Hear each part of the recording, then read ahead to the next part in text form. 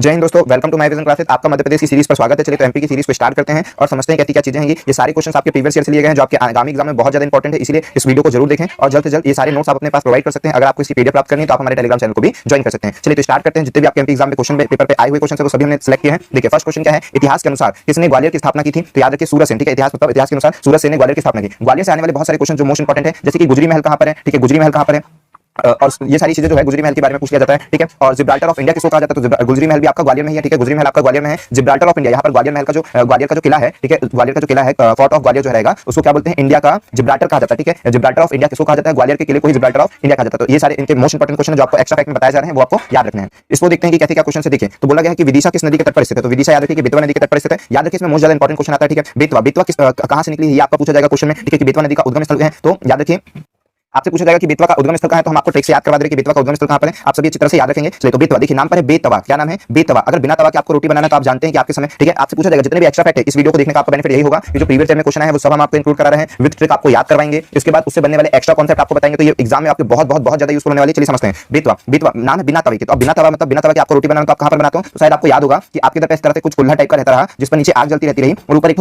कुम्हार टाइप मतलब वो मिट्टी का कुछ इस तरह से बर्तन हुआ करता था। आप सभी ने शायद देखा होगा। ठीक है, उल्टा कटोरे टाइप का एक बर्तन हुआ करता था जिसके नीचे आग लगती रही और ये तवा का काम करता था। तो अगर आपको बिना तवे के, अभी तो हम तवे पे रोटी बनाते हैं, अगर आपको बिना तवे पे रोटी बनाना तो इस तरह के वो जो मिट्टी वाला बर्तन रहता है उस पर रोटी बनेगी। अब मिट्टी वाला बर्तन कौन बनाता है? कुम्हार। बिना तवे की रोटी बनाना है तो मिट्टी वाले बर्तन में बनाना पड़ेगा। अब मिट्टी वाला बर्तन कौन बनाता है? कुम्हार। तो याद रखिएगा कुमरा गांव रायसेन। ठीक है, अच्छी तरह से याद रखिएगा कि बेतवा का उद्गम स्थल कहां है? कुमरा गांव रायसेन। अच्छी तरह से याद रखिएगा कि बेतवा का उद्गम स्थल बिना तवे की रोटी बनेगी मिट्टी वाले बर्तन पे और मिट्टी वाले बर्तन कौन बनाता है? कुम्हार। तो कुमरा गांव रायसेन बेतवा का उद्गम स्थल है। ठीक है, याद रखिएगा। फिर उसके बाद याद रखिए कि नर्मदा का सोन का और एक ताप्ती। ठीक है, सॉरी ताप्ती, नर्मदा नदी, सोन नदी और माही नदी। ठीक है, ये तीन क्वेश्चन पे आते हैं कि नर्मदा नदी, सोन नदी और माही नदी। हम सब इंपॉर्टेंट क्वेश्चन बनाते जा रहे हैं। आप देखिए कि बहुत ज्यादा फायदा होने वाला वीडियो निश्चित मानकर चलिए। आपका एक एग्जाम में एक क्वेश्चन एमपी का नहीं छूटने वाला है, याद रखें। ठीक है, नर्मदा, सोन और माही नदी तीनों का तीनों अगर आपसे पूछा जाएगा कि नर्मदा नदी, सोन नदी और माही नदी का उद्गम स्थल कहां है, तो आप याद रखिएगा अमरकंटक की पहाड़ियों से इनका उद्गम स्थल होगा। ठीक है, अमरकंटक की पहाड़ियों से इन तीनों नदियों का, नर्मदा, सोन और माही नदी का उद्गम स्थल होगा। ठीक है, आपसे ये चूंकि इसने पूछा विदिशा, तो विदिशा कौन सी नदी से निकले? बेतवा नदी से। ठीक है, विदिशा किस नदी के तट पर स्थित है? तो याद रखिएगा कि विदिशा बेतवा नदी के तट पर स्थित है। ठीक है, ये तो आप याद रखेंगे। इसके बाद बता देते हैं।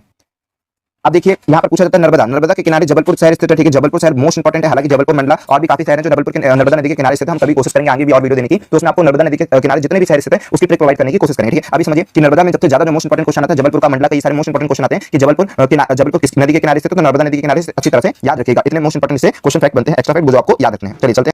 ओरछा का चतुर्भुज मंदिर का निर्माण किसने करवाया है? तो आप अच्छी तरह से याद रखिए कि ओरछा का जो चतुर्भुज मंदिर का निर्माण है वो बुंदेल राजपूत ने करवाया है। इस पे बुंदेला जो राजपूत थे उन्होंने करवाया है। ठीक है, तो अब यहाँ पर समझते हैं कि क्या चीजें हैं वो समझते हैं कि ओरछा, ठीक है, आपसे पूछा जाएगा कि मध्य प्रदेश की कितनी धरोहर यूनेस्को में शामिल है? तो पहले मध्य प्रदेश की 3 धरोहर यूनेस्को में शामिल थी। एक थी जो सांची का स्तूप था। ठीक है, एक कौन सी थी? सांची का स्तूप था। उसके बाद कौन सा था? खजुराहो मंदिर था। ठीक है, खजुराहो मंदिर। उसके बाद कौन सा याद रखेंगे? सांची स्तूप, खजुराहो मंदिर। उसके बाद जो नेक्स्ट रहेगा भीमबेटका की गुफाएं। ठीक है, भीमबेटका की गुफाएं यूनेस्को में शामिल। ठीक है, अच्छी तरह से याद रखेंगे। सांची की गुफा, खजुराहो मंदिर और भीमबेटका की गुफा, ये 3 पहले यूनेस्को में शामिल था। अब जो एक्स्ट्रा में शामिल हो चुका है वो है ओरछा की नगरी, ओरछा नगरी को। ठीक है, ओरछा नगरी को भी विश्व धरोहर में शामिल किया गया है। तो अच्छी तरह से याद रखेंगे कि ओरछा नगरी को भी विश्व धरोहर में शामिल कर लिया गया। और ओरछा के चतुर्भुज मंदिर किसने निर्माण करे थे? बुंदेल राजपूत ने करवाया था। अच्छी तरह से सारे फैक्ट आपको याद हो जाने चाहिए। चलिए तो देखिए इस क्वेश्चन को देखते हैं। क्या बोलता है? विंध्याचल श्रेणी में ऊंची चोटी, विंध्याचल श्रेणी में सबसे ऊंची चोटी क्या है? तो हमारे यहाँ पर जब आप देखेंगे कि एमपी को कितने भागों में बांटा गया है, ठीक है, आपको एमपी को कितने भागों में बांटा गया है, तो आप देखेंगे कि यहाँ पर क्या हो जाएगा? मध्य भारत का पठार हो जाएगा, बुंदेलखंड जाएगा, फिर बघेलखंड जाएगा, फिर बुंदेलखंड जाएगा, फिर यहाँ पर कौन सा जाएगा? सतपुड़ा की घाटी जाएगी, यहाँ पर नर्मदा घाटी जाएगी। ठीक है, यहाँ पर मध्य भारत का पठार हो जाएगा, बुंदेलखंड, फिर बघेलखंड, फिर बुंदेलखंड, फिर यहाँ पर क्या जाएगा?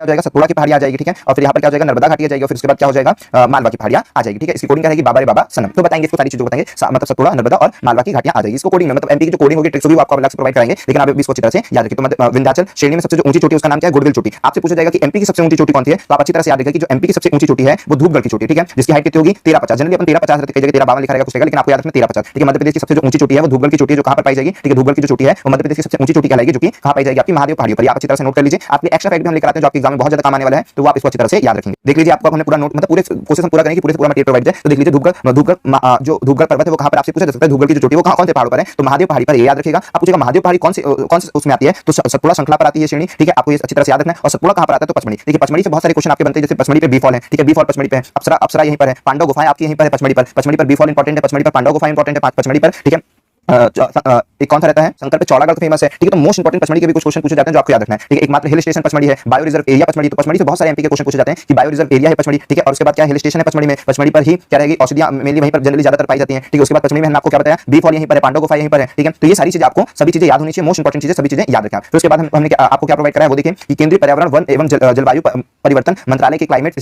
स्मार्ट विलेज प्रोजेक्ट में मध्य प्रदेश के कितने गांव शामिल किए गए? तो आप अच्छी तरह से याद रखिएगा कि मध्य प्रदेश के 60 गांव को शामिल किया गया था। ठीक है, तो ये अच्छी तरह से याद रखिए। वो गांव कहां-कहां थे वो देख लीजिए।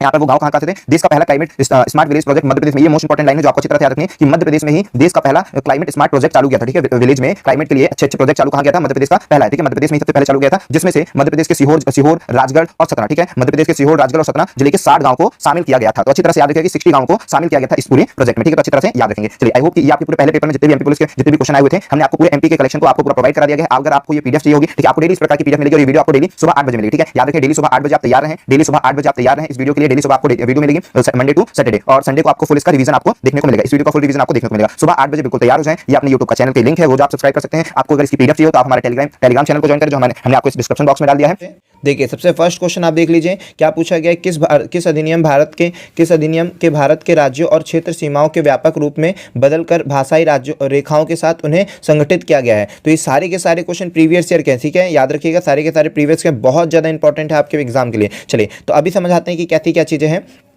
तो समझिए, हमने आपको ये बताया था कि जो भी मतलब सबसे पहले जो राज्य भाषा पर गठन हुआ है वो 1956 पर, जो भाषाओं के आधार पर राज्यों का गठन किया गया है वो 1956 पर किया गया है, जिसके तहत एमपी का भी गठन हुआ था। ठीक है, तो याद रखिए कि 1956 में एमपी का भी गठन हुआ था, 1 नवंबर 1956 में। अगर आपसे कल को पूछा जाएगा कि 1 नवंबर 1956 में ही एमपी का गठन हुआ है, 1 नंबर का है हमारा एमपी, क्या है भाई, 1 नंबर का है अपना एमपी। ठीक है, कि 1 नंबर का है अपना एमपी, तो 1 नवंबर 1956 को अपने एमपी का गठन हुआ था, ये याद रखेंगे। फिर उसके बाद जो मोस्ट इंपॉर्टेंट बात है वो याद है कि भाई अगर कल को ये पूछ ले कि बताइए, मतलब जी कि मैं ये क्वेश्चन पूछा जा सकता है एमपी में नहीं, कि 1900 भाषाई आधार पर सबसे पहला राज्य में किसका गठन किया गया था, मतलब भाषाई आधार पर सबसे पहला राज्य में किसका गठन किया था, तो आंध्र प्रदेश। ठीक है, आंध्र प्रदेश अब अच्छी तरह से याद रखेंगे। चलते हैं आगे के क्वेश्चनों पर। हमने आपको बताया था कि हर चीज को हम आपको ट्रिक से प्रोवाइड कराएंगे, जो भी चीजें नहीं रहेगी, जो भी चीजें जो मोस्ट इंपॉर्टेंट, वो सभी चीजें आपको ट्रिक से प्रोवाइड कराई जाएंगी, अच्छी तरह से सीखें। चलिए, तो यहाँ देखिए बोला गया है कि कौन सा जिला अफीम उत्पादन में बहुत ज्यादा फेमस है। तो याद रखिए, अफीम का जब नाम आएगा कि अफीम उत्पादन में कौन सा प्रथम है, तो अफीम उत्पादन में मंदसौर का रैंक फर्स्ट है। कल को अगर ये पूछ लिया जाए कि बताइए गांजा में कौन सा प्रथम है, तो याद रखिए गांजा का क्वेश्चन आएगा तो आपको याद रखना है खंडवा। ठीक है, गांजा के लिए खंडवा प्रसिद्ध है, गांजा उत्पादन के लिए खंडवा, और अफीम के लिए मंदसौर। देखिए, जो अफीम खाएंगे उन लोग क्या हो जाएंगे, मंद बुद्धि के। जो अफीम खाएंगे वो लोग मंद बुद्धि के हो जाएंगे, और जो गांजा पिएंगे उनके फेफड़ों में खंड खंड बन जाएंगे। जो गांजा पिएंगे उनके फेफड़ों में खंड खंड बन जाएंगे, गांजा पिएंगे खंडवा। ठीक है, गांजा पिएंगे उनके फेफड़ों में खंड खंड बन जाएंगे, और जो अफीम खाएंगे, नशा करेंगे, वो मंद बुद्धि के हो जाएंगे, मंदसौर। अफीम मंदसौर हो जाएंगे, गांजा पिएंगे फेफड़ों में खंड खंड बन जाएंगे, गांजा का खंडवा और अफीम का मंदसौर, मंद बुद्धि के हो जाएंगे। याद रखिए कि मंद से याद रखिए कि मंद बुद्धि। ठीक है, तो मंद बुद्धि में क्या रहेंगे, जो मंद बुद्धि मतलब जो जिनकी बुद्धियां थोड़ी सी कमजोर होती हैं, उनको हम क्या कहते हैं। सबसे पहले आप किससे लिखो, स्लेट और बत्ती से लिखो। पहले किससे लिखो, स्लेट और बत्ती से पहले लिखो, उसके बाद ही आप कॉपी और पेन से लिखना। पहले स्लेट और बत्ती से लिखना सीखो। जो छोटे कमजोर होते हैं, मंद बुद्धि होते हैं, तो उनको अपन क्या बोलते हैं कि भाई पहले आप स्लेट बत्ती से लिखना सीखे, फिर धीरे धीरे जब आपसे बनने लगेगा तो आप पेन पत्ते। तो याद रखिए कि मंदसौर में ही स्लेट बत्ती का कारखाना है, आपको ये अच्छी तरह से याद रखना। स्लेट बत्ती का कारखाना मंदसौर में रहेगा। ठीक है, मंदसौर में अफीम उत्पादन में प्रथम है, खंडवा गांजा उत्पादन में प्रथम है। दोनों चीजें मोस्ट इंपॉर्टेंट है, आपको याद होनी चाहिए। चलते हैं नेक्स्ट क्वेश्चन पर।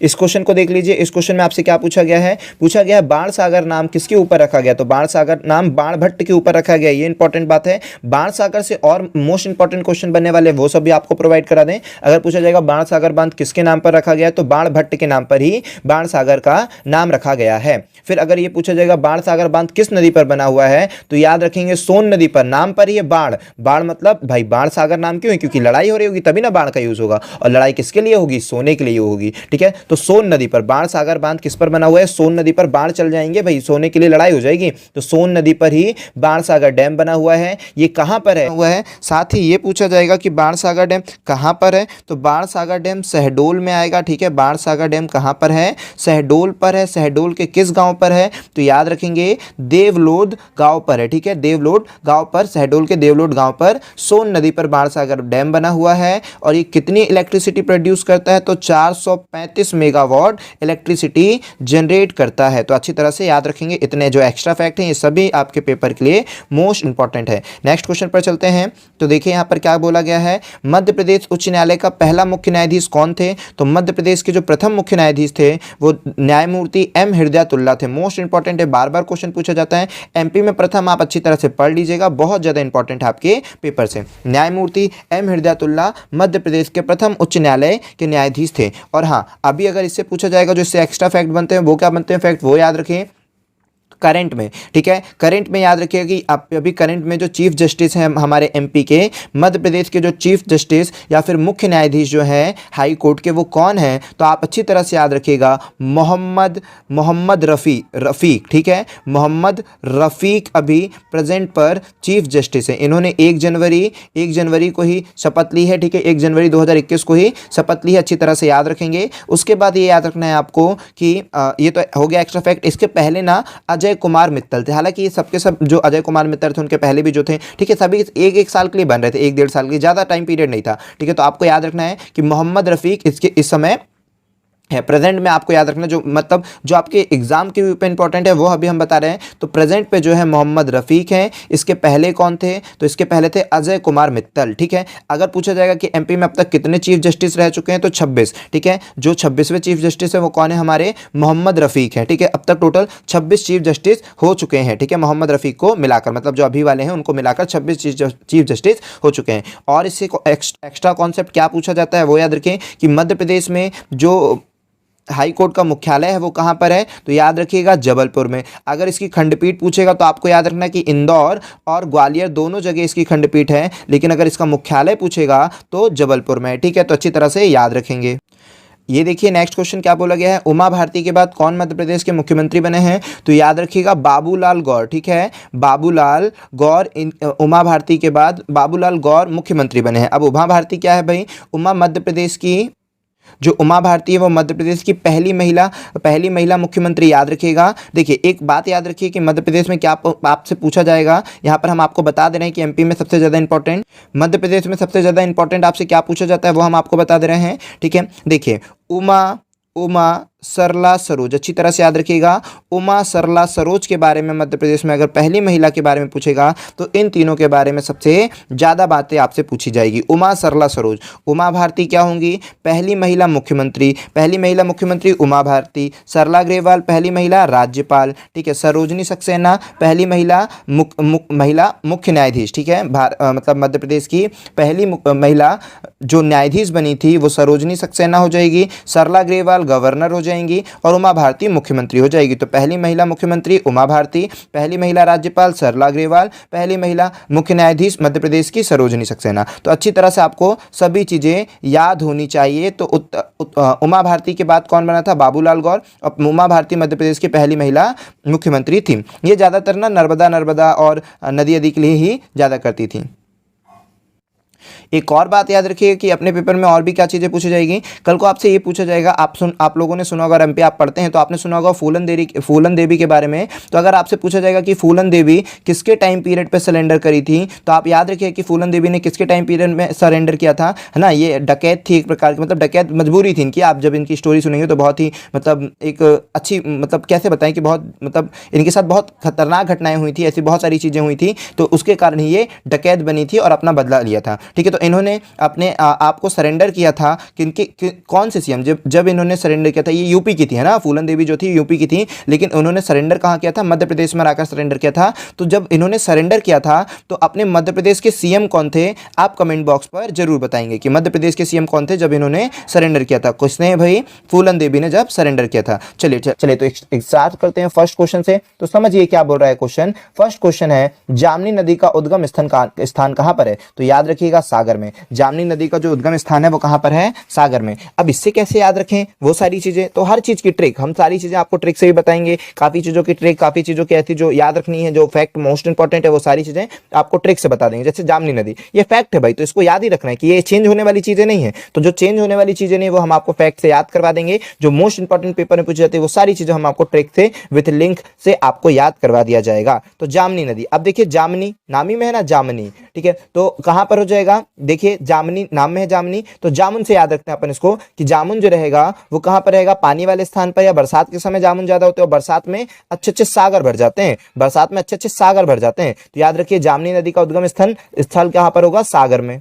अब इसके बाद एक्स्ट्रा और क्या फैक्ट बनते हैं जामनी नदी से वो देखिए। जामनी नदी की लंबाई आपसे पूछा जा सकता है, तो जामनी नदी की लंबाई 201 किलोमीटर, अच्छी तरह से याद रखिए। जामनी नदी कहां पर जाकर मिलेगी, तो टीकमगढ़ को भी, मतलब टीकमगढ़ को ये पूरा पानी देते हैं। जामनी नदी का जो पानी जाता है ना वो मोस्टली कहां पर जाता है, टीकमगढ़ पर जाता है, ठीक है। टीकमगढ़ वाले इनका इस जामनी नदी का पानी ज्यादा यूज होता है। फिर उसके बाद जो इंपॉर्टेंट फैक्ट बनता है वो ये बनता है कि जामनी नदी जो है, जामनी नदी वो यूपी और एमपी का बॉर्डर साझा करती है, या फिर यूं बोल दें कि यूपी और एमपी की सीमा को साझा करती है। तो इस तरह से याद रखिए जामनी नदी के इंपॉर्टेंट फैक्ट। और क्या होता है जामनी नदी के बारे में वो भी आपको बता दें। जामनी नदी जो है ये बेतवा की सहायक नदी है। जामनी नदी किसकी सहायक नदी है, बेतवा की सहायक नदी, ठीक है। जामनी नदी बेतवा की सहायक नदी है। और जामनी नदी की सहायक नदियां कौन सी है वो भी इंपॉर्टेंट याद रखिए, जामनी, ठीक है। तो याद रखिए मनी, ठीक है। जामनी क्या होता है, जामनी मतलब जब पैसा जाता है ना तो इंसान बोलते ना कि तू तो बिना तवे के, या तेरे को जहां से पैसा प्रॉफिट मिलता वहीं चल जाता। जामनी, जहां मनी जाती तुम वहीं निपट जाते हो, ठीक है, बिना तवे के हो तुम। बेतवा तो जामनी बिना, मतलब पैसे के लिए लोग यहां से वहां पलट जाता है, तो बिना तवे के है। तो जो जामनी है वो किसकी है, बिना तवे। जहां मनी की बात आती है इंसान बिना तवे के हो जाता है, मतलब यहां से वहां लुढ़क जाता है, ठीक है। तो बिना तवे के जामनी, ठीक है। तो क्या रहेगा आपका, इसी के लिए इंसान यहां से वहां पलट जाता है, मतलब कोई भी व्यक्ति यहां से वहां हो जाता है। तो याद रखेंगे कि बेतवा, बिना तवे के हो तुम, यहां वहां के नहीं रहते हो, तुम लुढ़कते रहते हो, ठीक है। इस तरह से याद रखोगे। जामनी किसकी सहायक नदी है, बेतवा नदी की सहायक नदी है। अब जामनी तो हमने दो प्रकार से बताया, एक तो जामनी मनी से याद कर लो, या तो फिर जामुन, जिससे भी आपको याद रखो, ठीक है। जामनी के बाद याद रखो क्या चीज है भाई, अगर इसकी सहायक नदी आपसे पूछेगा कि जामनी की सहायक नदियां क्या हैं, तो एक है जमसार, इसकी सहायक नदी है, ठीक है। याद रखेंगे कि जमसार, और फिर क्या थी, राज तक। ये मोस्ट इंपॉर्टेंट फैक्टर जो हम आपको पूरे कलेक्शन दे रहे हैं, जो पूरे पेपर के लिए है मोस्ट इंपॉर्टेंट, वो सारी चीजें। इसकी सहायक नदियां जो है वो जमसार और राज तक, ठीक है। तो जामनी मतलब जब पैसे की बात आएगी तो उसको लोग जमा जमा के रखते हैं, ठीक है। सारे के सारे लोग जमा जमा के रखते हैं, जो अपने पैसे होते हैं ना बड़े बचत बचत करके रखते हैं, ठीक है। तो जमा जमा के रखेंगे तो जमसार, ठीक है। जो जामनी नदी की सहायक नदी होगी, जब पैसे अपने जमा जमा के रखेंगे तो क्या आ जाएगा, जमसार। और इसके बाद हमने बताया, एक बताया जमसार, ठीक है। सबके सब पैसे अपने जमा जमा के रखेंगे, सारे पैसे जमा के रखेंगे, जम सारे, ठीक है, जमा जमा के रखेंगे सारे पैसे। और उसके बाद जामनी मतलब राज तक नहीं पता करने देंगे, अपना राज तक नहीं पता करने देंगे पैसे कहां से कमा रहे हैं, ठीक है। तो अपना राज तक नहीं पता करने देंगे, राज तक, ठीक है, राज तक भी नहीं पता करने देंगे। जमसार सारे पैसे जमा जमा के रखेंगे और अपना राज तक नहीं पता करने देंगे। तो ये दोनों की दोनों नदियां, जमसार और राज तक नदियां जामनी नदी की सहायक नदी है। इससे एक्स्ट्रा फैक्ट इतने ही बनते हैं, आप अच्छी तरह से याद रखिएगा। चलिए अब चलते हैं किसमें, बोरी वन्यजीव अभ्यारण्य किस जिले में है, तो याद रखिए कि बोरी जो वन्यजीव अभ्यारण्य है वो होशंगाबाद में है, और कौन सी श्रेणी पे, सतपुड़ा श्रेणी पर है, ठीक है, सतपुड़ा श्रेणी पर है। तो अब बोरी वन्यजीव अभ्यारण्य कैसे याद रखोगे भाई, जो होशियार लोग होंगे, देखिए नाम है ना होशंगाबाद, मतलब होश में, होशंगाबाद, ठीक है। तो जो होश में होंगे वो कभी बोर नहीं होंगे, उनको पता है भविष्य में क्या करना है क्या नहीं करना है, वर्तमान में क्या करना है, कैसे समय का सदुपयोग किया जाए, कैसी पढ़ाई करनी चाहिए, कब पढ़ाई करनी चाहिए, उनको सभी चीज। तो जो होश में रहते हैं ना वो कभी बोर नहीं होने वाले। तो याद रखिए कि जो होश में रहेंगे वो कभी बोर नहीं होंगे। बोरी वन्यजीव अभ्यारण्य, ठीक है। तो होश में जो रहेगा वो क्या रहेगा, कभी बोर नहीं होगा। तो बोरी वन्यजीव अभ्यारण्य होशंगाबाद, ठीक है, अच्छी तरह से याद रखेंगे। या फिर जो बोर हो रहा है तो उसको बोलो कि होश में आ भाई, तुझे अभी बहुत कुछ करना है, इतनी जल्दी तू बोर मान रहा है, इतनी जल्दी तू हार मान रहा है, ठीक है, इतनी जल्दी तू बोर हो गया। उसको समझाएंगे अपन कि बताओ भला अभी तुम पढ़ाई चालू करो, अभी से बोर होना चालू हो गए, तो बोर नहीं होना, होश में आ, भविष्य है अपना, पढ़ाई करोगे तो ही भविष्य बनेगा। तो बोर मत हो, होश में आ, होशंगाबाद, ठीक है। जैसे आपको अच्छी तरह से याद हो जाए वैसे याद रखिए, ठीक है। बोरी वन्यजीव अभ्यारण्य होशंगाबाद में। फिर उसके बाद नेक्स्ट फैक्ट में क्या इंपॉर्टेंट है, सारी चीजें देख लीजिए। तो लिखा गया है गायन के लिए विख्यात इंदौर घराने की स्थापना किसने की थी, तो याद रखिए इंदौर घराने। यहाँ पर दो तीन फैक्ट ज्यादा आते हैं, एक इंदौर घराने का क्वेश्चन आया करता है, ठीक है, एक इंदौर घराने का क्वेश्चन पूछ लिया जाता है, ग्वालियर घराने, ठीक है, कुछ घरानों के क्वेश्चन आते हैं। तो अभी देखो ज्ञान के लिए विख्यात इंदौर घराना, ठीक है, तो मेन अपने हैं इंदौर घराना। तो इंदौर घराना के लिए कौन है, आमिर खान, ठीक है। तो याद रखिएगा कि इंदौर घराना की स्थापना किसने की, आमिर खान ने। इसी प्रकार से आपसे कल को पूछ लिया जाएगा कि ग्वालियर घराने की स्थापना किसने करी, तो हस्सू खा, ठीक है। हस्सू खा के क्या थे, हस्सू खा के दादा थे, ठीक है, हस्सू खा के दादा, हद्दू खा के दादा उस्थान नत्थन परिबक्ष ने, ठीक है, हस्सू खा के दादा है ना, उस्थान नत्थन परिबक्ष ने। हालांकि उतना इंपॉर्टेंट नहीं है, जाने दो, बस याद रखो हस्सू खा, ठीक है, वहां पर दिया रहेगा हस्सू खा या फिर दादा उस्थान नत्थन परिबक्ष। तो इस तरह से कुछ नाम आएगा तो आपको बन जाना चाहिए कि ग्वालियर के ग्वालियर घराने के संस्थापक हैं। तो मेनली ज्यादातर इंदौर घराने का पूछा जाएगा, ठीक है। तो इंदौर घराने के जो संस्थापक है वो कौन है? आमिर खान। आप ही को पता है इंदौर को क्या कहा जाता है? मिनी मुंबई कहा जाता है। अगर एमपी की मिनी मुंबई कहा जाएगा तो इंदौर को कहा जाता है, ठीक है। इंदौर को क्या कहा जाता है? एमपी की मिनी मुंबई कहा जाता है। तो यहाँ पर क्या होंगे? मुंबई में अमीर लोग होते हैं, यहाँ पर भी अमीर लोग होंगे। इंदौर स्मार्ट सिटी, ठीक है। ऊपर से वहां पर सबसे स्वच्छता का अभियान, ठीक है, सबसे ज्यादा अच्छा चलता है। तो भाई वहां पर क्या है? अमीर लोग रहते हैं, ठीक है। तो आमिर खान से याद रखो, अमीर रहेंगे, ठीक है। इंदौर आमिर खान मतलब मुंबई इंडस्ट्री में रहेगा, यहाँ पर अपना मिनी मुंबई में आमिर खान रहेंगे, ठीक है। तो आमिर खान इंदौर घराने के संस्थापक हैं। अब इसके बाद और क्या फैक्ट पूछता है पेपर में वो समझिए कि आमिर खान के बारे में पूछा जाएगा ये कौन से गायन या किस चीज से जुड़े हुए हैं? तो याद रखिएगा ये ख्याल गान से जुड़े हुए हैं, ठीक है। ख्याल गायन, ठीक है। ख्याल गायन ये गाते हैं, ठीक है। ख्याल गायन, ठीक है। और वो जो ग्वालियर के थे वो भी ख्याल गान से ही जुड़े हुए थे, ठीक है। दोनों इंपॉर्टेंट क्वेश्चन है जो आपको अच्छी तरह से याद होना चाहिए। अब देखिए ताप्ती नदी का, अब पूछा गया ताप्ती नदी का मूल का मतलब ओरिजिन, ठीक है। ओरिजिन, ठीक है। तो मूल का मतलब ओरिजिन या फिर शुरुआत या फिर आरंभ। तो ताप्ती नदी कहां से निकलती है आपसे ये पूछना चाहता है वो। तो ताप्ती नदी निकलती है मुल्तई गांव, ठीक है। कहां से निकलेगी?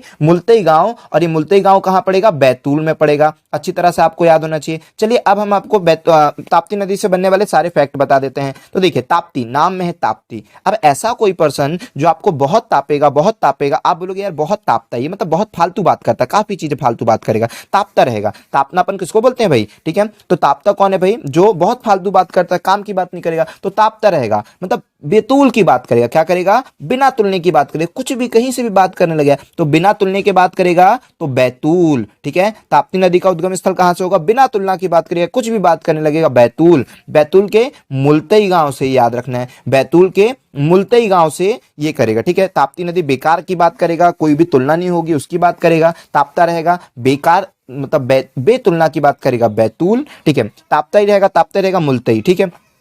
उसके बाद क्या रहेगा? अब ना ताप्ती नदी, और फिर कितना तापता है आपको मालूम है? ताप्ती नदी का कितना तापता है? भक्ति इतना तापता मतलब 7 दिन 24 घंटे। ऐसा नहीं होता है, ऐसा नहीं लिखता कि 7 × 24, मतलब 7 के 7 दिन 24 के 24 घंटे। तो 7 × 24 सर्विस होती है, उस तरह से ताप्ती नदी तापेगी। तो 7 दिन 24 घंटे तापता है, ठीक है। तो 724 किलोमीटर इसकी लंबाई हो जाएगी। चलिए देखिए, है ना। तो 724 किलोमीटर क्या होगी? इसकी लंबाई होगी। अच्छी तरह से याद रखेंगे, 7 दिन 24 घंटे वो तापेगी, 724 मीटर लंबाई। मोस्ट इंपॉर्टेंट फैक्ट्स हैं, आपको बिल्कुल नहीं भूलना है। ताप्ती का उद्गम स्थल बैतूल मुल्तई, ताप्ती की लंबाई 724 किलोमीटर, ठीक है। उसके बाद अमरकंटक से तो आप जानते हो कि 3 नदी निकलती है, कौन सी? मानती नहीं है नदियां, ठीक है। आपसे पूछा जाएगा, ठीक है, बाद में बताएंगे इसकी कोडिंग का, ठीक है। माही नदी, नर्मदा नदी, और फिर क्या हो जाएगा आपका? अच्छा, ये ताप्ती का इसमें नहीं रहेगा, ठीक है। मानती है दूसरी की कोडिंग है, मानती इसकी कोडिंग नहीं है, ठीक है। मानती दूसरी की कोडिंग है। तो अमरकंटक से 3 निकलेगी, एक निकलेगी सोन नदी, ठीक है। उसके बाद कौन सी निकलेगी? नर्मदा नदी। और उसके बाद कौन सी निकलेगी? माही नदी, ठीक है। 3 नदियां का उद्गम स्थल कौन है? अमरकंटक। अच्छी तरह से याद रखिएगा, ठीक है। उसके बाद चलते हैं नेक्स्ट क्वेश्चन पर। चलिए, तो अब इस पर आते हैं कि प्राचीन संगीत कला का विद्वान किसे माना जाता है? तो तानसेन। सभी जानते हैं तानसेन के बारे में, ठीक है। इनके बारे में बताने की कोई ज्यादा जरूरत नहीं है, लेकिन हाँ आप बताइएगा तानसेन का मूल नाम क्या है, ठीक है। आज आपके लिए कमेंट है, कल की कमेंट का उत्तर आया था, ठीक है। आज का क्वेश्चन है तानसेन का मूल नाम क्या था? आपको बताना है तानसेन का मूल नाम क्या था, और ये किसी के महारत में शामिल थे, वो किसके महारत में शामिल थे वो आपको बताना है, ठीक है। तानसेन का मूल नाम क्या था और ये किसके महारत में शामिल थे वो आपको दोनों को बताना है, ठीक है। चलिए चलते हैं नेक्स्ट क्वेश्चन पर।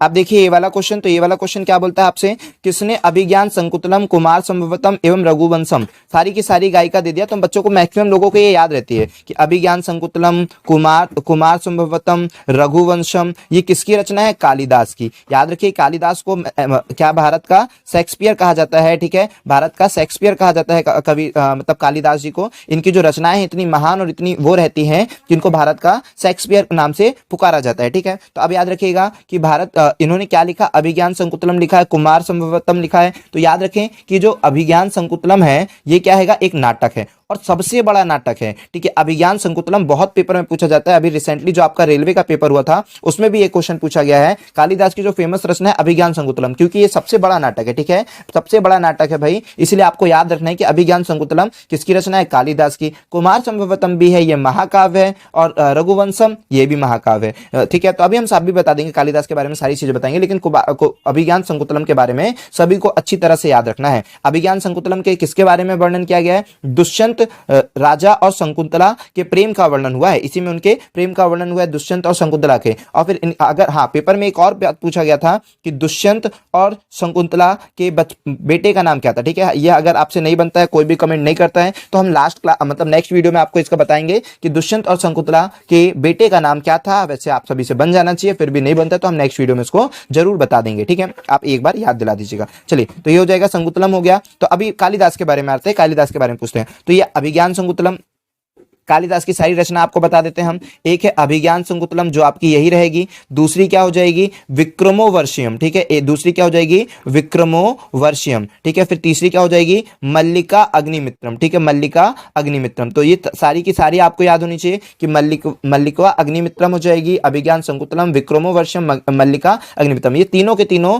नाटक हैं जो कि कालिदास के बड़े फेमस नाटक है, आपको अच्छी तरह से याद होने चाहिए। इसके बाद चलते हैं हम कालिदास की दो और रचना जो मोस्ट इंपॉर्टेंट है, रघुवंशम। ठीक है, रघुवंशम और कुमार संभवतम। ठीक है, कुमार संभवम। ठीक है, कुमार संभवम। ये भी दो रचनाएं कालिदास की मोस्ट इंपॉर्टेंट है। ये दोनों रचनाएं महाकाव्य है। कालिदास के क्या है भाई, दोनों के दोनों महाकाव्य हैं। इसके बाद चलते हैं किस पे, कालिदास ने दो रचनाएं और उनकी फेमस है। एक तो है मेघदूत, ठीक है, और एक है ऋतु संहार। ठीक है, और ये दोनों की दोनों क्या है भाई, ऋतु संहार। ये दोनों की दोनों क्या है, खंड काव्य। ये भी कालिदास की ही रचना है। तो मोस्ट इंपॉर्टेंट है अभिज्ञान संकुतलम, कुमार संभवतम और फिर विक्रमोवर्षियम, मल्लिका अग्निमित्रम। ये सभी के सभी मोस्ट इंपॉर्टेंट है जो आपको याद रखनी है। तो ये पूरे फैक्ट्स है जो आपके एग्जाम के लिए बहुत ज्यादा इंपॉर्टेंट है। आई होप कि आपको ये वीडियो पसंद आई होगी, और वीडियो पसंद आई है तो आप लाइक जरूर करें, चैनल को सब्सक्राइब करें अगर आप नए हैं। और इसी तरह एमपी की जितनी भी सीरीज है, आप मानकर चलिए कि आपने अगर कंटिन्यू पूरी सीरीज देखी है तो एक समय ऐसा आएगा जब एमपी में भी आप भी बहुत अच्छे,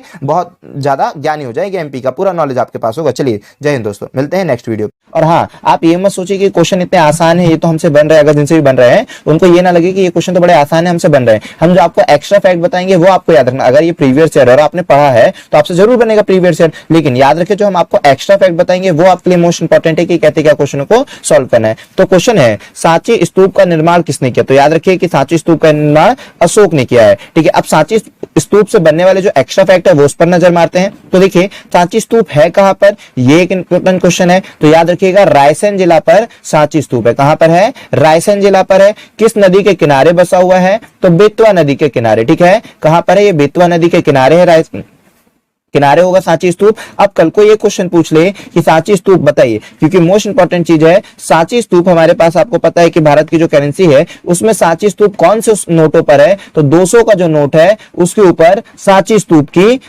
चित्र दिखाया गया है। ठीक है, तो सांची स्तूप कौन से नोट पर है, तो 200 के नोट पर है। अब हाँ, कल को ये पूछा जा सकता है कि जो सांची है ना, इसका पुराना नाम क्या है। तो सांची का पुराना नाम है बेदिस नगरी। क्या है, बेदिस नगरी। ठीक है, कि वेदों की नगरी बेदिस नगरी, चेत्या। ठीक है, चेत्य और काकड़ा नाड। ठीक है, क्या क्या नाम है भाई, आपको हमने बता दिया, बेदिस, चेतीय, काकड़ा नाड और बौद्धश्री पर्वत। ठीक है, तो ये सारी नगरी बौद्ध की नगरी है। ठीक है, तो सांची में, और यहाँ पर क्यों भाई फेमस है, बौद्ध के लिए है ना, गौतम बुद्ध जी थे उनके लिए फेमस है। गौतम बुद्ध के कुछ अवशेष ना सांची स्तूप में पाए जाते हैं। इसमें गुफा नंबर 1, 2, 3 ऐसा लगता है अलग अलग। ठीक है, गेट रहती है तो वहां पर बताया जाता है कि गुफा जो गेट नंबर 1 है वहां पर आपको गौतम बुद्ध के अवशेष पता चलेंगे, और शिष्या और बाकियों के कहां पर गेट नंबर 2, 3 पे आपको पता चलेंगे। तो आपको उतना नहीं याद करना, बस इतना याद रखना है कि जो सांची स्तूप है उसका पुराना नाम बेदिसगिरी, चेतिया, काकड़ा नाडा, बौद्धश्री पर्वत है। इसके बाद क्या इंपॉर्टेंट फैक्ट है भाई, कि मोस्ट ज्यादा इंपॉर्टेंट फैक्ट है कि सांची स्तूप यूनेस्को में शामिल है।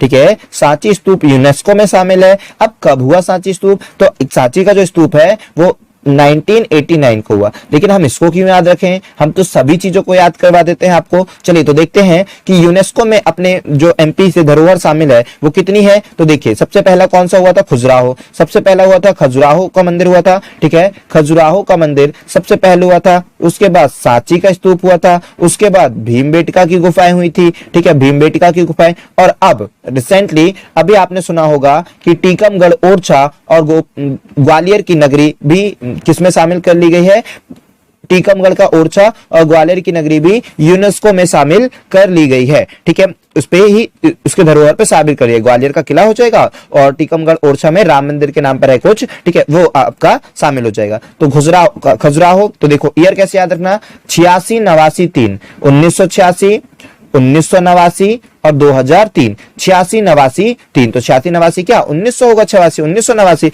और 3, 86, 89, 3 को ये खजुराहो मंदिर 1986, सांची स्तूप 1989 और भीमबेटका की गुफाएं 2003 में। ये सभी विश्व धरोहर यूनेस्को में शामिल है। और अभी रिसेंटली क्या हुआ है, ओरछा टीकमगढ़ का ओरछा और ग्वालियर की नगरी, ये दोनों भी किसमें, यूनेस्को में शामिल कर लिया गया है। चलिए, तो सांची स्तूप किसने बनवाया था, अशोक ने बनवाया था, ये तो आपको याद होगा। इसके बाद इसमें कोई एक्स्ट्रा फैक्ट बन सकता है क्या, नहीं, बस इतना है। फिर ओरछा की नगरी और ग्वालियर सिटी 2020 में शामिल हुई है, ठीक है, याद रखिएगा। बस इतने ही फैक्ट इसमें मोस्ट इंपॉर्टेंट बनते हैं जो आपके पेपर में आ सकते हैं। चलिए, अब चलिए इस क्वेश्चन को पढ़िए। तो क्वेश्चन में क्या पूछा गया है, तानसेन का जो संगीत समारोह है वो कहां पर आयोजित किया जाता है। तो तानसेन का संगीत समारोह आपको याद होगा कि ग्वालियर में आयोजित किया जाता है। अब कैसे याद रखेंगे, सारी चीजें हम आपको बताते हैं। तानसेन का जो जन्म है ना, वो जन्म स्थान भी ग्वालियर है, इसीलिए तानसेन जो संगीत समारोह है वो भी ग्वालियर में ही किया जाता है। तो तानसेन का जन्म स्थान कहां पर है, ग्वालियर में है। कब पैदा हुए थे ये, 1506 में, ठीक है, 1506 में ये पैदा हुए थे, इनका और जन्म स्थान ग्वालियर है।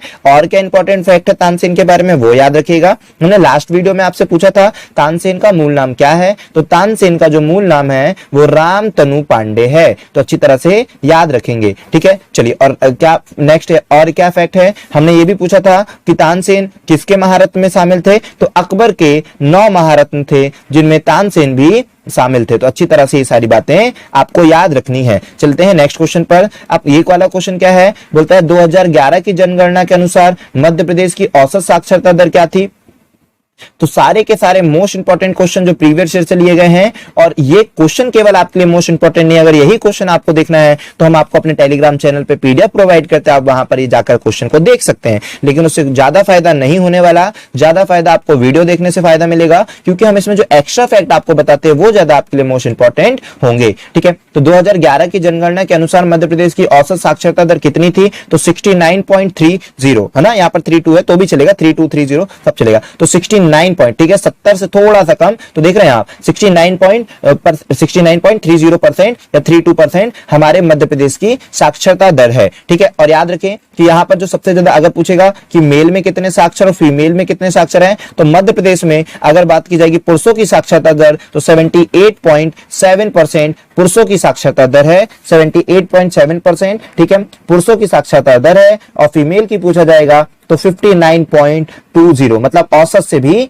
कम, ठीक है। तो 59.20 महिलाओं की साक्षरता दर कितनी है, 59.2, ठीक है, अच्छी तरह से याद रखेंगे, औसत से कम है। 59.32 औसतन है। और मेल की अगर पूछेगा सेपरेट तो 78.7, फीमेल की पूछेगा तो 59.20। हाँ, अगर कल को यह भी क्वेश्चन आपसे पूछा जा सकता है कि बताइए मध्य प्रदेश में ऐसा कौन सा जिला है जो सबसे अधिक साक्षर है, वो जबलपुर जिला, ठीक है। मध्य प्रदेश का अधिक साक्षर जिला है जबलपुर जिला, 81.1% यहाँ की साक्षरता है। पूछा जाएगा सबसे कम जिला, तो अलीराजपुर, ठीक है, अलीराजपुर जो जिला है वो सबसे कम साक्षरता जिला है, 36.1%, ठीक है। तो अब आप ऐसा नहीं करने लगना कि जो फॉर्म आएगा वो अलीराजपुर से ढूंढ के भरा करना है, ठीक है। चलो यहाँ देखो भाई, आगे चलते हैं। तो यहाँ देखो कि मालवा क्षेत्र में सबसे महत्वपूर्ण शहर है, तो मालवा शहर में सबसे महत्वपूर्ण क्षेत्र क्या है, उज्जैन और इंदौर। उज्जैन और इंदौर ना ये मालवा क्षेत्र के अंतर्गत आते हैं, ठीक है। जो ये है ये बघेलखंड बुंदेलखंड में भी थोड़ा बहुत चला जाएगा, ठीक है। और ये बघेलखंड साइड बुंदेलखंड साइड चला जाएगा, लेकिन जो उज्जैन और इंदौर है ये मालवा क्षेत्र के अंतर्गत आता है। इसके लिए आपको मैप का थोड़ा पता होना चाहिए। हमने आपको पहली या दूसरी तीसरी वीडियो में इसके बारे में थोड़ा सा बताया था। इसकी कोडिंग क्या बताई थी, बाबा रे बाबा सनम, मतलब यहाँ पर मध्य भारत का पठार होता है, फिर बघेलखंड होता है, फिर बुंदेलखंड होता है, फिर बघेलखंड होता है, फिर सतपुड़ा होती है, फिर नर्मदा घाटी होती है, फिर मालवा होती है। ये मध्य भारत का पठार, बुंदेलखंड, फिर बघेलखंड, फिर बुंदेलखंड, फिर सतपुड़ा, फिर नर्मदा, फिर मालवा। बाबा रे बाबा सनम। चलिए ठीक है, चलते हैं नेक्स्ट क्वेश्चन पर, ठीक है। यहाँ पर देखिए क्या बोला गया है कि ग्वालियर में पैदा हुए प्रसिद्ध सरोद थे। तो कौन है भाई सरोद वादक, कई बार आपसे पेपर में पूछ लिया जाता है कि सरोद वादक कौन है, सारी चीजें। तो आप याद रखिए कि मध्य प्रदेश में जो फेमस सरोद वादक थे वो अमजद अली खान थे। ये फेमस पर्सनालिटी अपने ग्वालियर की। सरोद वादक कौन, अमजद अली खान। तो अच्छी तरह से याद रखें कि अमजद अली खान कहाँ के थे, ग्वालियर के थे। क्या करते थे, किस वर्ष में बाघ परियोजना का लोकार्पण हुआ, तो याद रखिए जो टाइगर प्रोजेक्ट है हमारे एमपी में कब से चल रहा था, 1973 है ना, 1973 एमपी में नहीं, मतलब चालू कब हो गया था बाघ परियोजना, 1973। अब इसको हम एमपी में इंक्लूड क्यों करें हमने क्वेश्चन, तो देखिए क्योंकि यहाँ पर याद रखें कि मध्य प्रदेश में कुल 7 जगह टाइगर प्रोजेक्ट चल रहा है, ठीक है, कुल 7 जगह टाइगर प्रोजेक्ट चल रहा है, जिसमें से 6 नेशनल पार्क है और एक अभ्यारण्य है, ठीक है, एक सेंचुरी है और 6 नेशनल पार्क है। याद रखेंगे कि मध्य प्रदेश में कुल 7 जगह टाइगर प्रोजेक्ट चल रहा है।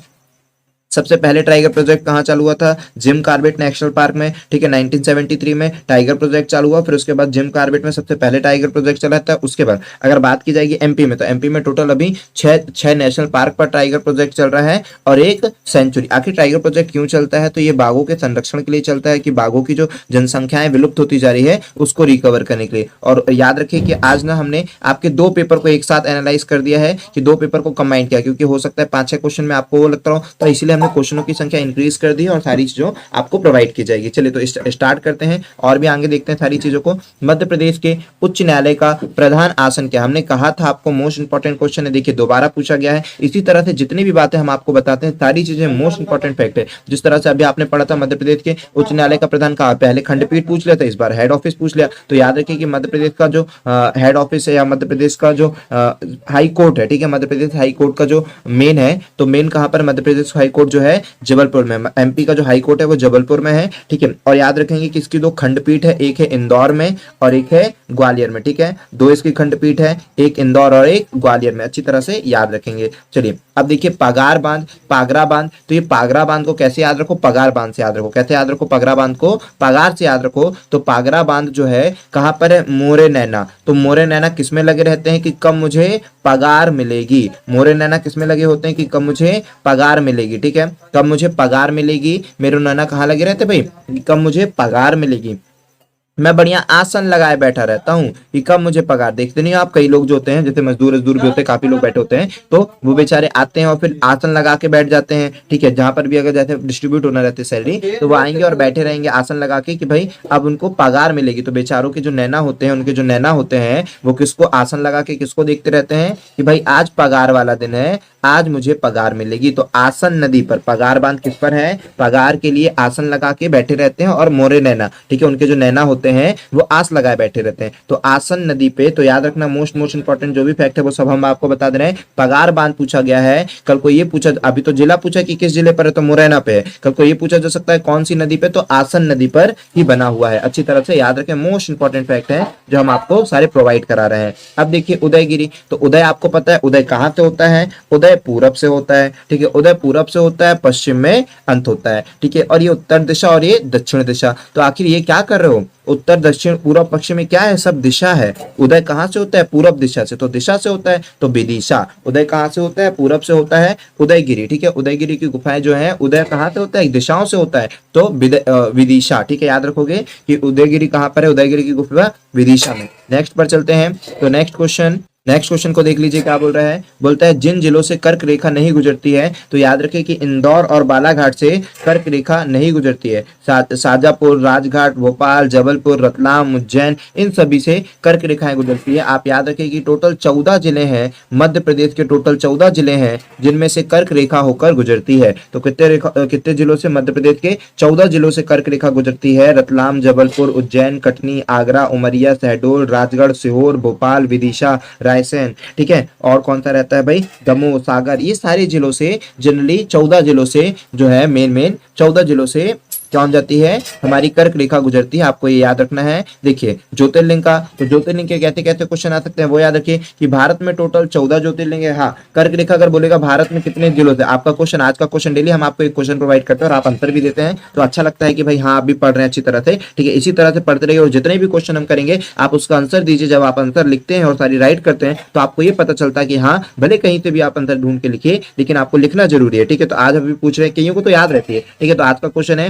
कि भारत के कितने जिलों से कर्क रेखा होकर गुजरती है, ठीक है। बहुत सरल भी पूछते हैं, ऐसा ज्यादा कॉम्प्लिकेटेड नहीं पूछते, ऐसे ही क्वेश्चन पूछते हैं जो पेपर में बहुत बार आए होंगे। तो मध्य प्रदेश के तो 14 जिलों से होकर गुजरती है। भारत के कितने राज्यों से होकर कर्क रेखा गुजरती है? आप इसका आंसर दीजिएगा। चलिए तो अब चलते हैं। भारत में 12 ज्योतिर्लिंग है, उनमें से 2 मध्य प्रदेश में, ठीक है। क्या क्वेश्चन है कि भारत में 12 ज्योतिर्लिंग है, उनमें से 2 मध्य प्रदेश में, ठीक है। याद रखना है कि उनमें से 2 मध्य प्रदेश में। 2 कौन कौन से हैं? तो एक उज्जैन में है और एक ओमकारेश्वर में, ठीक है। तो ओमकारेश्वर में ओमकारेश्वर ही है, उज्जैन में महाकालेश्वर, ठीक है। तो याद रखेंगे कि उज्जैन किसकी नगरी है? महादेव की नगरी है, महाकालेश्वर। तो महाकालेश्वर यहीं पर है और ओमकारेश्वर में ओमकारेश्वर, ठीक है। तो याद रखेंगे सारी चीजें। ओके तो अपने इधर दो ज्योतिर्लिंग है, एक उज्जैन और एक ओमकारेश्वर में। टोटल भारत में 12 ज्योतिर्लिंग है। सोमनाथ, बैद्यनाथ, बद्री है ना, सोमनाथ होता है, बैद्यनाथ होता है, फिर ऋषिकेश है, फिर कौन सा था, भीमशंकर है, फिर उसके बाद केदारनाथ, ओमकारेश्वर, महाकालेश्वर, रामेश्वरम, ठीक है, और भी इस तरह से मल्लिकाग्निमित्रम, विश्वनाथ, भीमशंकर, ठीक है। तो इस तरह से पूरी टोटल 12 ज्योतिर्लिंग है। चलिए नेक्स्ट क्वेश्चन पर चलते हैं। तो देखिए काहिरा बांध, ये क्वेश्चन एमपी का क्वेश्चन नहीं है, फिर भी हमने इसको एमपी में इंक्लूड किया क्योंकि ये भी एक स्टेट का क्वेश्चन था। जो काहिरा बांध है, क्योंकि देखिए ना धार, शिवपुरी, रीवा ये दिया हुआ है इसीलिए, ठीक है। तो काहिरा जो बांध है वो कैमूर जिले से, और कैमूर जिला कहां पर आता है, बिहार में आता है, ठीक है। कैमूर जिला कहां पर आता है, बिहार में आता है। तो ये याद रखिएगा, हालांकि उसमें ऑप्शन एमपी वाले थे इसीलिए काहिरा बांध कैमूर जिला पे, कैमूर जिला बिहार में आता है। नेक्स्ट क्वेश्चन देखते हैं। क्या पूछा है, प्रसिद्ध गायक तानसेन कहां से थे? क्योंकि ऑप्शन देखता ऊपर वाले जो ऑप्शन थे उसको एमपी कहीं ऑप्शन देख करके सोचोगे कि एमपी का, कैमूर जिला तो एमपी में नहीं है, तो इस तरह से कहीं एमपी में ना मार दो एमपी का है तो, ठीक है। इसीलिए आपको बता दिया गया कि वो बिहार जिला का है, ठीक है। प्रसिद्ध गायक तानसेन कहां के, तो हमने आपको बताया था तानसेन के बारे में काफी बातें आपने भी बताई थी। हमने आपसे पूछा था कि तानसेन का मूल नाम क्या है, तो तानसेन का मूल नाम था रामतनु पांडे, आप लोगों ने सही बताया था, ठीक है, रामतनु पांडे। अगर आपसे ये पूछ लिया जाएगा तानसेन का जन्म कहां पर हुआ, तो ग्वालियर में हुआ है। तानसेन का जन्म कहां हुआ है, ग्वालियर है। तो पूछ रहा है कि प्रसिद्ध गायक जो तानसेन से वो कहां थे, ग्वालियर के थे। ग्वालियर के कौन से गांव से या कौन से प्लेस से, तो बेहट, ठीक है। ग्वालियर के कौन से प्लेस से हुआ था, बेहट में इनका जन्म हुआ था। ये सब याद रखना है, जितनी चीजें हम आपको प्रोवाइड करें भूलना नहीं है, ठीक है। तो बेहट ग्वालियर के कौन से जिले से हुआ था, तो बेहट से हुआ था। कब हुआ था, तो 1506 में हुआ था, ठीक है। 1506 में ग्वालियर से जन्म हुआ था, बेहट जिले से। चलिए तो अच्छी तरह से याद रखेंगे। हाँ, और ये किस रत्न में शामिल है, तो ये अकबर के 9 रत्नों में शामिल है। अकबर के 9 रत्नों में इनका भी नाम है। चलो नेक्स्ट क्वेश्चन पढ़िए, देखिए क्या लिखा हुआ है कि सोन नदी का उद्गम स्थान कहाँ। तो याद रखिए सोन नदी का उद्गम स्थान अमरकंटक है। अमरकंटक से 3 नदियां निकलती है, एक होती है नर्मदा नदी जो मोस्ट इंपॉर्टेंट है, उसके बाद कौन सी आएगी, उसके बाद नर्मदा के बाद आती है सोन नदी, और सोन नदी के बाद जोहिला नदी। एक वीडियो में शायद हमने बाय मिस्टेक कुछ और पढ़ा दिया था क्योंकि हम कुछ और की कोडिंग आपको बताना चाहते थे और कुछ और बता दिए थे। नर्मदा नदी, ठीक है, सोन नदी, नर्मदा नदी, जोहिला नदी, ये तीनों नदियों का उद्गम स्थल अमरकंटक है। अच्छी तरह से याद रखिएगा। चलिए आई होप कि आपको ये वीडियो पसंद आई होगी। अगर वीडियो पसंद आई है तो आप जरूर वीडियो को लाइक करें। करा देते हैं, प्रतिदिन सुबह 8 बजे ये वीडियो आपको अवेलेबल हो जाती है। चलिए तो फर्स्ट क्वेश्चन से स्टार्ट करते हैं।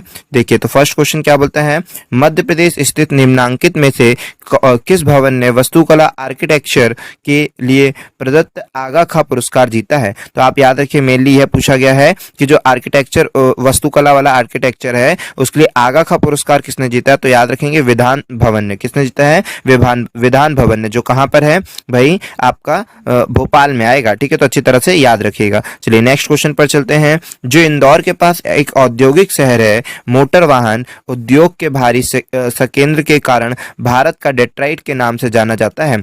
आखिर इसको याद रखिए कि भारत का जिसको डेट्राइट कहते हैं वो पीथमपुर, और ये कहाँ आता है, धार। और धार कहाँ आता है, ठीक है, ये धार में आता है। और धार कहाँ आता है सर, इंदौर में, ठीक है। याद रखिएगा तीनों चीज। देखिए जो इंडस्ट्रियल एरिया है, जो मतलब कि ऑटोमोबाइल इंडस्ट्रियल एरिया है, वो पीथमपुर धार में। ऑटोमोबाइल इंडस्ट्री जहाँ पे गाड़ियां ज्यादा बनती हैं, जहाँ पर मशीनें कोई काम ज्यादा, तो वो पीथमपुर में है। और पीथमपुर कहाँ पड़ता है, पीथमपुर धार में बनता है। और धार कहाँ आता है, वो इंदौर के अंतर्गत आता है, ठीक है। आप इतनी बात अच्छी तरह से याद रखिएगा। इसके बाद आखिर ये डेट्राइट क्या है सर, भारत का डेट्राइट देखिए यूएसए अमेरिका का एक प्लेस के नाम है, ठीक है। अमेरिका के एक प्लेस जो है डेट्राइट, वहां पर ये मशीनी वर्क सबसे ज्यादा होता है, तो यूएसए का डेट्राइट कहा जाता है उसे, मतलब यूएसए में। और ठीक इसी प्रकार से अगर भारत का डेट्राइट कहा जाएगा तो वो पीथमपुर धार में। आई होप कि आप समझ पाए होंगे। अब चलिए ये वीडियो देखिएगा, मतलब ये क्वेश्चन देख लीजिए। वैजनाथ मिश्रा, ठीक है, जिनका नाम बैजू बाबरा। तो याद रखिए दोनों नाम पूछा जा सकता है, हो सकता है आपके सामने बैजू बाबरा बस आ जाए या बैजनाथ मिश्रा आ जाए, ठीक है। तो दोनों ही सेम नाम है भाई, दोनों ही एक ही लोग हैं, ठीक है। तो अब आते हैं क्या चीज, तो इनका क्वेश्चन पूछा गया है कि ये किस गायन से सुन रहे थे। तो मैक्सिमम याद रखिए कि अपने इधर मैक्सिमम लोग जो है ख्याल गायन से संबंधित है। कौन से हैं, मैक्सिमम लोग ख्याल गायन से संबंधित। जैसे हमने आपको बताया था आमिर खान, ठीक है, ये कौन से थे, आमिर खान कौन थे भाई। देखिए हर क्वेश्चन आपको बाद में काम आने ही आने वाला है, निश्चित कहीं ना कहीं से लिंक कोई ना कोई क्वेश्चन का होगा ही होगा। और जितने फैक्ट हम आपसे बनाएंगे तो प्रीवियस ईयर और आने वाले ईयर सबके क्वेश्चंस आपसे बनेंगे, ठीक है।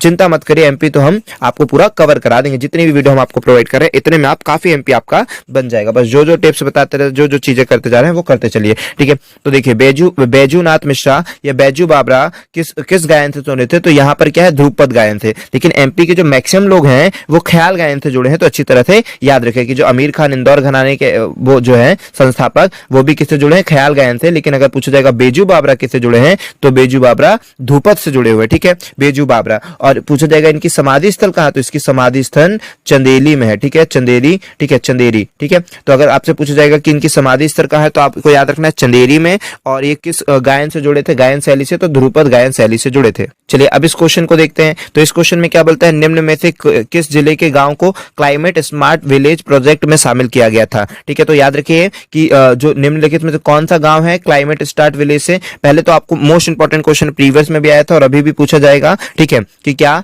मध्य प्रदेश के कुल कितने गांव है जिसको क्लाइमेट स्मार्ट विलेज प्रोजेक्ट में शामिल किया गया? तो मध्य प्रदेश के टोटल 60 गांवों को क्लाइमेट स्मार्ट विलेज में शामिल किया गया है। 60 गांव में कितने जिले? 3 जिले शामिल है भाई। 3 जिलों में से 3 जिले शामिल है। 3 जिले में हर जिले से 20-20 गांव को सिलेक्ट किया गया है, तो टोटल 60 गांव हो जाते हैं। इतना आपको याद रखना है। उन 3 जिलों का नाम क्या है सर जी, वो बता दीजिए। तो उन तीनों जिलों का जो नाम है वो अच्छी तरह से याद रखेंगे। कौन कौन सा नाम है तीनों जिलों का? पहला है राजगढ़, ठीक है, पहला क्या है आपका राजगढ़ हो जाएगा, फिर सतना हो जाएगा, ठीक है, और उसके बाद सीहोर हो जाएगा। तो तीनों आपको अच्छी तरह से याद रखना है, सीहोर, सतना, राजगढ़, ठीक है, सीहोर, सतना, राजगढ़, तीनों जिलों को लिया गया है 20-20 गांव, तो टोटल 60 गांव हो जाते हैं। सब इंपॉर्टेंट क्वेश्चन बनते हैं, आपको अच्छी तरह से याद रखना है। चलते हैं नेक्स्ट क्वेश्चन पर। देखिए इस क्वेश्चन में क्या पूछ लिया है, बोलता है सतना में पैदा हुए उस लेखक का नाम बताइए जिन्होंने मिस्टर इंडिया जैसे फिल्म लिखी है। तो याद रखिए शरद सक्सेना, ठीक है। तो आप इनका नाम गूगल में भी सर्च करिए, क्योंकि इनकी फोटो जब आप देखोगे तो आई होप कि आपको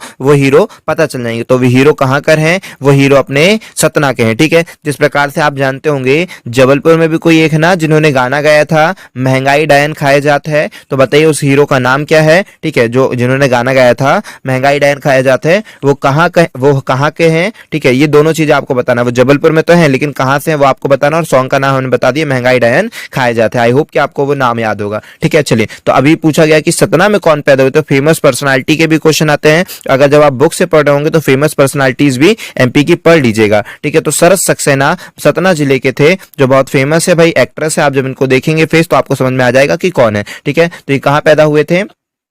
सतना में पैदा हुए थे। और याद क्या रखना है भाई कि इन्होंने कौन सी फिल्म में मिस्टर इंडिया जैसी फिल्में लिखी हैं, है ना, जनरली वहां पर काम किया है, ठीक है, वो सारी चीजें। तो मिस्टर इंडिया फिल्म में काम किया, बागवान फिल्म में काम किया है, ठीक है, और भी काफी चीजों में, क्रिस में, और भी बहुत सारी फिल्मों में भी इन्होंने काम किया है, ठीक है।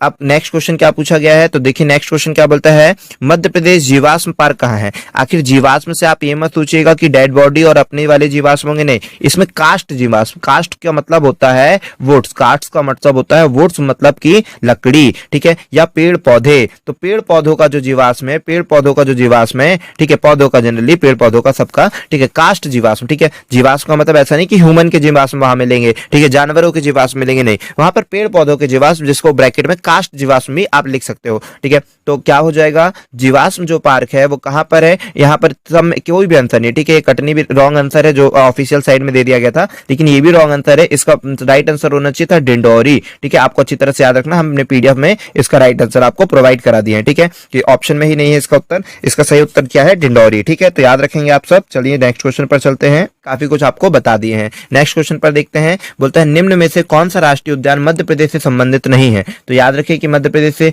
संबंधित राष्ट्रीय उद्यान क्या नहीं है? जिम कॉर्बेट राष्ट्रीय उद्यान मध्य प्रदेश का नहीं है, ये उत्तराखंड का नेशनल पार्क है। जिम कॉर्बेट नेशनल पार्क कहाँ का है? उत्तराखंड का है। कान्हा नेशनल पार्क अपने मध्य प्रदेश का है, बांधवगढ़ अपने मध्य प्रदेश का है, माधवराव अपने मध्य प्रदेश का है, ठीक है, लेकिन ये जिम कॉर्बेट नेशनल पार्क अपने मध्य प्रदेश का नहीं है। अब देखिए नेक्स्ट क्वेश्चन क्या पूछता है, मध्य प्रदेश में लेदर कॉम्प्लेक्स कहाँ पर है? तो याद रखिए, देखिए लेदर की बात आ गई ना, हम सारी चीजें आपको with trick, with concept, with best concept के साथ, जितने जो भी स्टैटिक फैक्ट है कि ये पेपर में आपके बहुत बार आते हैं, तो वो सारी चीजों को हम आपको ट्रिक से प्रोवाइड करा देंगे। बस आप वीडियो को डेली देखते रहें, आप खुद इंप्रूवमेंट देखेंगे कि आपका एमपीजी के कितना स्ट्रांग होते जाएगा। बस रिवीजन करें, इसीलिए हमने आपके लिए संडे गैप रखा है कि संडे को आप फुल रिवीजन करें और बाकी दिन आप केवल वीडियो देखें, नोट्स बनाएं, अच्छी तरह से याद रखें। पीडीएफ भी हालांकि आपको प्रोवाइड करा देते, लेकिन पीडीएफ में आपको केवल क्वेश्चन मिलेंगे, एक्स्ट्रा कॉन्सेप्ट के लिए आपको वीडियो देखना ही पड़ेगा और बातों को समझना पड़ेगा, ठीक है। देखिए तो मध्य प्रदेश में लेदर कॉम्प्लेक्स कहां कहाँ स्थापित है? तो मध्य प्रदेश में जो लेदर कॉम्प्लेक्स है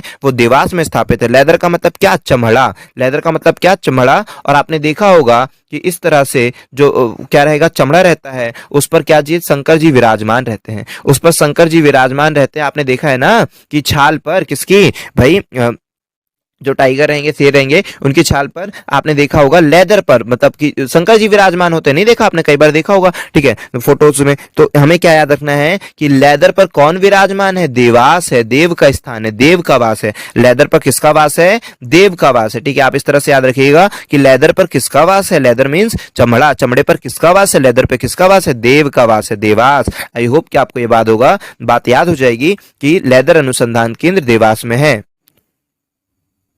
चलिए, पहले हम आपको एक एक साइट प्रोवाइड कर रहे थे, अब दो दो साइट प्रोवाइड कर रहे हैं। बहुत ज्यादा फायदा होने वाला है और कोशिश करें कि जल्दी जल्दी जितने भी आपके सेट में प्रीवियस ईयर में जितने भी एमपी के क्वेश्चन आए थे सबका कलेक्शन करके आपको प्रेजेंट करें और बेस्ट क्वालिटी बेस्ट कंटेंट के साथ। मध्य प्रदेश के जिले में तानसेन समारोह कहाँ आयोजित हुआ था? तो मध्य प्रदेश के ग्वालियर जिले में तानसेन समारोह स्थापित हुआ था। हमने आपको इसके तानसेन के बारे में काफी मुख्य बातें बताई हैं कि तानसेन का मूल नाम क्या है? रामतनु पांडे। तानसेन का जन्म कहाँ हुआ था? ग्वालियर में। ग्वालियर के कौन से गांव में? बेहट गांव में, ठीक है, बेहट प्लेस का नाम है। कब हुआ था? तो 1506 में हुआ था इनका जन्म, ठीक है, 1506 में हुआ था। ये किसके महारत्नों में आते थे? तो अकबर के 9 रत्नों में इनका भी नाम था। अब नेक्स्ट क्वेश्चन पूछा है कि क्षेत्रफल की दृष्टि से मध्य प्रदेश का सबसे बड़ा जिला कौन है? तो याद रखिए, क्षेत्रफल की दृष्टि से मध्य प्रदेश का जो सबसे बड़ा जिला है वो छिंदवाड़ा है। आपको वन लाइन फैक्ट में याद ही रखना है। छिंदवाड़ा के बारे में और भी मोस्ट इंपॉर्टेंट पेपर में क्वेश्चन आते हैं, वो सारे हम आपको बता दें। देखिए, छिंदवाड़ा में एग्रो कॉम्प्लेक्स है, ठीक है, एग्रो जो कॉम्प्लेक्स है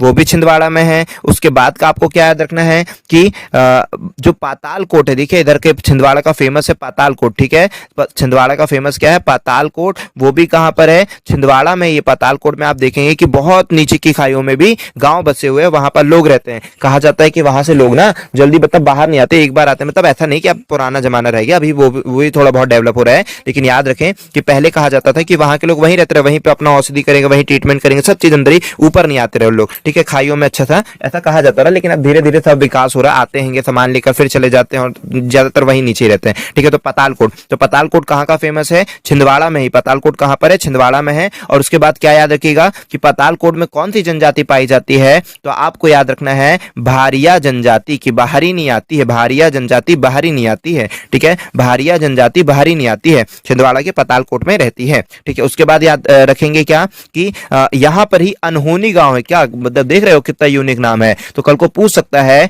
कि मध्य प्रदेश के किस जिले पर अनहोनी गांव है? तो अनहोनी गांव मध्य प्रदेश के छिंदवाड़ा जिले पर है। आई होप कि आपको ये सब बात समझ में आई होगी और बहुत ज्यादा इंपॉर्टेंट फैक्ट है, आपके पेपर में जरूर देखने को आपको मिलेगा। फिर नेक्स्ट क्वेश्चन क्या है? और इसीलिए हमने बोले पीडीएफ की बस पर नहीं रहो। पीडीएफ तो हम आपको, ये पीडीएफ लेने का मतलब तो आपने प्रीवियस ईयर के क्वेश्चन लिए हो, लेकिन जो हम आपको प्रोवाइड करा रहे हैं, जो वीडियोस प्रोवाइड करा रहे हैं, वो बहुत ज्यादा हेल्पफुल होने वाली है। माधव अभ्यारण्य में स्थित है। माधव अभ्यारण्य में कौन स्थित है? तो याद रखिए जो माधवराव अभ्यारण्य है ये कहां पर स्थित है? तो कहां पर स्थित है? शिवपुरी में स्थित है ये माधव अभ्यारण्य। देखिए माधव का मतलब शिव, माधव भी तो एक प्रकार से शिव ही को रिप्रेजेंट होता है ना, तो माधव मतलब शिव, तो माधव जी मतलब शिव, शिव का शिवपुरी, ठीक है, अच्छी तरह से याद रखेंगे। इसके बाद देखिए मध्य प्रदेश राज्य के प्रथम मुख्यमंत्री कौन है? तो याद रखिए कि मध्य प्रदेश के राज्य के जो प्रथम मुख्यमंत्री है वो रविशंकर शुक्ल हैं, जिनके नाम पर जबलपुर में रविशंकर शुक्ल स्टेडियम भी बना है, जिसको हम राइट टाउन स्टेडियम के पास नहीं जाते हो आप, राइट टाउन स्टेडियम जिसको बोल देते हो आप जनरली, वो रविशंकर शुक्ल स्टेडियम ही है, ठीक है। तो जबलपुर में ही है। और इसके बाद क्या याद रखना है हमें जबलपुर इनके बारे में कि जो रविशंकर शुक्ल थे ना, ये मात्र 60 दिन के लिए सीएम बने थे, ठीक है। सीएम कितने दिन के लिए बने थे? 60 दिन के लिए रविशंकर शुक्ल बने थे, ठीक है। सबसे पहले सीएम है मध्य प्रदेश के, मुख्यमंत्री सबसे पहले रविशंकर शुक्ल है। हाँ, अगर जब सर मुख्यमंत्री पूछ लिया तो गवर्नर भी पूछ सकता है जी, बिल्कुल पूछ सकता है। तो सबसे पहले गवर्नर कौन है? पट्टाभी सीतारमैया। मध्य प्रदेश के जो पहले गवर्नर है वो कौन है? पट्टाभी सीतारमैया। अच्छी तरह से याद रखिए कि पट्टाभी सीतारमैया, ठीक है, पट्टाभी सीतारमैया, ठीक है, सीतारमैया, ठीक है, रमैया, ठीक है। तो अच्छी तरह से याद रखेंगे, ठीक है, पट्टाभी सीतारमैया, तो पूरा याद रख लिए, लिख लीजिएगा, ठीक है। अब चलते हैं नेक्स्ट क्वेश्चन पर। चलिए अब देखते हैं यहाँ पर और क्या क्या चीजें पूछी जा सकती हैं। वर्तमान सीएम, ठीक है, पूछा जा सकता है कि वर्तमान, ये तो हमने बता दिया कि पहले के मुख्यमंत्री कौन थे, रविशंकर शुक्ल। पहले के अगर पूछा जाएगा गवर्नर कौन थे, तो पट्टाभी सीतारमैया। अगर बोल देता है वर्तमान में मुख्यमंत्री कौन है, तो वर्तमान मुख्यमंत्री को तो हर कोई जानता है भाई, ठीक है, और कैसे सरकार बनी वो भी जानते हो, चलो कोई कोई बात नहीं। यहाँ देखो शिवराज सिंह चौहान, ठीक है, शिवराज सिंह चौहान है, ठीक है, लेकिन ये बहुत गलत करे भाई, अभी कितने सालों से वैकेंसी नहीं निकाल रही है। मतलब यही होता है ना कि भाई सत्ता किसी के हाथों में आ जाती है, जिसको पता रहता है कि हम सत्ता से जाने वाले नहीं है, तो फिर ये होता है, एक डर होना चाहिए उनको जाने का, तभी वो अच्छे अच्छे काम कर पाते हैं। कोई बात नहीं, अभी अपन यहाँ पे नहीं है पॉलिटिशियन में, लेकिन इनको वैकेंसी शेड्यूल वाइज निकालनी चाहिए। एमपी के में मतलब इतनी सारी, मतलब 3 साल से आप वैकेंसी नहीं निकाल रहे हो, जो निकाल रहे हो उसको टाइम पर नहीं करा रहे हो, और मतलब इतनी सारी चीजें, हालांकि अभी तो पैंडेमिक है, अभी समझ में आ रहा है, लेकिन जो एमपी के मतलब मुख्यमंत्री है, इनको ये बात समझनी चाहिए कि मतलब बेरोजगार युवा इतना बेरोजगार है, आप बोलते हो आत्मनिर्भर बनो और न जाने क्या करते हो, मतलब बहुत गलत करी सरकार, तो बहुत गलत करी। अभी छोड़िए सरकार की बात को, अभी इसको याद रखें कि अभी जो मुख्यमंत्री है वो कौन है, शिवराज सिंह चौहान है अभी के जो मुख्यमंत्री। अच्छा हाँ, एक और बात बता दें हम आपको कि रविशंकर शुक्ल जो है, इनका अगर ये पूछ लिया जाएगा कि इनका क्षेत्र कहां से था, क्योंकि पूछा जा सकता है, क्योंकि जब अभी के पूछे गए हैं तो फिर इसका मतलब पूछा जा सकता है, ये यूनिक क्वेश्चन है जो बच्चों से नहीं बन पाएगा। तो आपको याद रखना है, जो पहले मतलब सबसे पहले मुख्यमंत्री थे रविशंकर शुक्ल, इनका जो क्या बोलेंगे क्षेत्र था, ये कहां से चुनाव लड़े थे, इन्होंने कहां से वो दिया था, ठीक है, क्या है, सरायपाली, ठीक है, इनके जो क्षेत्र का नाम है वो सरायपाली, यहां से इन्होंने चुनाव लड़ा था, यहां से इन्होंने नामांकन किया था, ठीक है, सरायपाली। और अपने शिवराज सिंह चौहान जो थे, ठीक है, शिवराज मामा जो अपने हैं वो कहाँ है, बुधीन, ठीक है, मतलब मामा कहीं कंस ना निकल जाए, समझ रहे हो, बुधनी, ठीक है, तो ये कहां से निकले थे, बुधनी से, ठीक है, तो याद रखिएगा कि जो शिवराज मामा है वो बुधनी क्षेत्र से अपना नामांकन किए थे, तो बुधनी के है ना। अगर इनका पूछा जाएगा निर्वाचित क्षेत्र कहाँ है, तो बुधनी है शिवराज के, ठीक है। उसके बाद क्या याद रखना है कि अभी के गवर्नर, जैसे अभी का अगर वो पूछे, और इसके पहले कौन थे, कमलनाथ, ये भी याद रखना है भैया ना, कमलनाथ भी जो है वो भी याद रखना है ना, भूलना नहीं है उसको। फिर इसके बाद क्या याद रखना है, गवर्नर, गवर्नर कौन है, आनंदीबेन पटेल जी हैं, ठीक है। तो दोनों की दोनों आप अच्छी तरह से याद रखें। आई होप कि आपको ये वीडियो पसंद आया होगा। अगर आप आपको वीडियो पसंद आया तो आप वीडियो को लाइक करें,